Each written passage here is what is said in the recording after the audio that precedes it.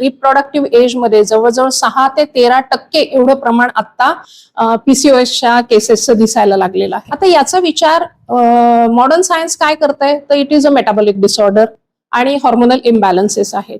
आता आयुर्वेद या संदर्भामध्ये काय विचार करतं तर तुमचं पचन जी काही प्रक्रिया आहे ती कुठेतरी हॅम्पर झालेली आहे.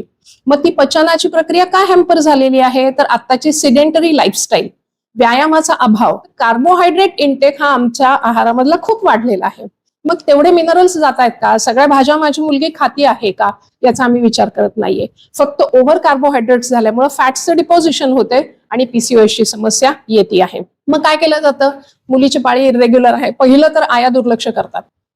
आम्ही वैद्य लोक तेच सांगतो की 10 दिवस 15 दिवस जर पाळी पुढे जाती आहे असं जर वर्षभरात लक्षात आलं तर ताबडतोब तुम्हाला अशा वैद्याकडे गेलं पाहिजे की जो त्या मुलीच्या शरीरामध्ये झालेला हॉर्मोनल इम्बॅलन्स किंवा जी त्याचं पचन तिचं विकृत झालेलं आहे हे ट्रीट करेल, पुन्हा तिच्या हॉर्मोनल ग्लँड्सला व्यवस्थित कामाला लावेल की जेणेकरून पुन्हा पुन्हा तिला औषध घेण्याची गरज पडणार नाही.